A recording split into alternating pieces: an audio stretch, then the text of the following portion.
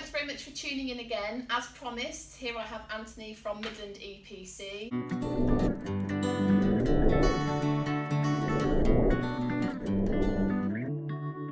Hello Anthony. Hello, you alright? Yes, I'm fine, thank you. Thanks ever so much for coming in today and having a chat with us. That's okay.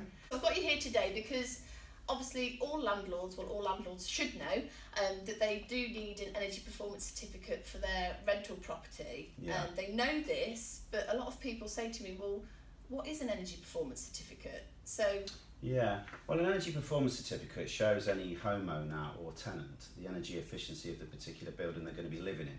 So the calculation is worked out based on for heating, hot water and lighting. right. So the better energy efficiency rating you get on an EPC, the lower the cost will be for those. Okay. So it's supposed to make people want to live in more energy efficient properties and make them more efficient, so more rentable. We know what it is, but why do they need them? Well, it's a legal document and you have to have it when you rent a property. And it's for the purpose of the tenant they are aware of. Yeah, on the rental side of it, yeah, it's to show them the energy efficiency. And how long is an EPC valid for? It's valid for 10 years. It came in 2007 for sales, and a year later, 2008 for rental. We're starting to get a lot running out now, and there's lots of renewals coming through. So check yours, everybody. Just keep an eye out, because if you had yours done when it all came in, chances are they'll need doing it. Yeah, and you don't get notified either. So if you go to the central database, if you type in EPC registered landmark, you can go on there and anybody can check it to see whether their EPC is valid for their particular property. That's really handy to know. Brilliant. What are the new regulations about regarding the EPC? Because we hear it all in the news and everyone's kind of shouting about it. What is this all about, the new regulations? Well, what they've decided to do is they've put in something called MEES, M-E-E-S, it's the Minimum Energy Efficiency Standards. Okay. And it came in April, 1st of April this year. So basically what it is anything that's an F or a G, the two worst rated bands, you're not allowed to rent them out from now unless you improve it. So they're looking to really kind of pinch up now the ratings. So it's got to be an E or above for a rental. Right. Okay. So that is what it's all about, everybody. Yeah. So again, go and check your EPCs. Don't just assume that yours is okay. Go and have a look.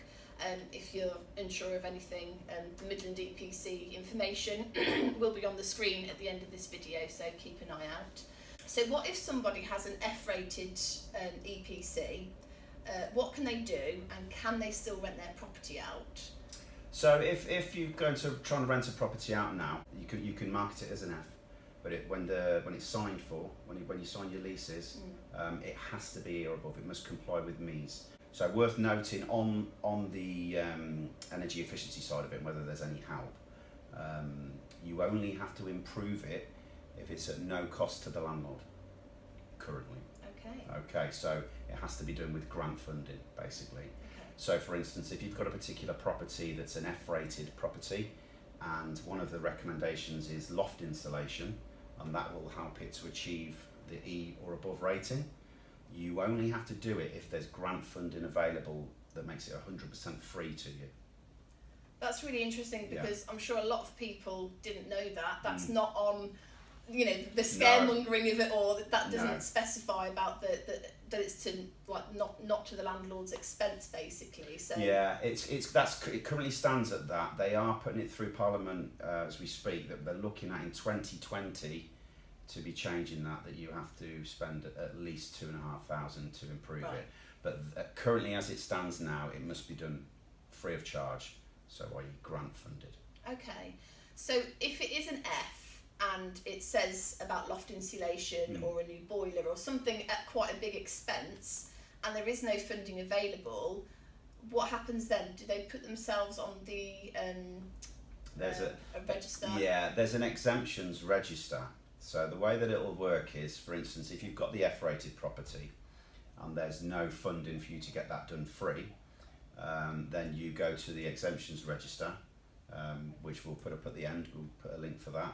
And then you have to apply to put it on the exemptions register for 5 years. Right. And then that's reviewed. After 5 years, you must then go and look again to see if there's any funding. Okay. If it's free of charge, you must do it. Yes. That's where we are right now. Yeah. But you can see as we move further down the line, that will change to making you part of some money to improve these, because that's where all this is going. So now's the time to be checking the EPCs. If it is F or G, then it's time to, if there's no funding available, to go on the exemption register, because that would then see them through the next 5 years. Yes. Give them the chance to save up a bit of money at least to get stuff sorted. Because at some point they're going to make you do it. But when is a property exempt from having an EPC? There are some exemptions. Basically, everybody you have to do it. There's very few exemptions. It is kind of listed buildings, and you've got things like places of worship, but it does come down to most properties where there's a lease involved. Yeah. Will have to meet this MEES compliance. So they will. Yeah. Okay. So again, if you're unsure, just give Anthony or one of the guys at Midland EPC a call, and they'll talk you through everything. And my next question was what we've just been talking about. Actually, is do you know what funding is actually available at the minute to help landlords improve their EPC ratings? Yeah, I mean, there's a new thing that's just started called Eco 3. Right.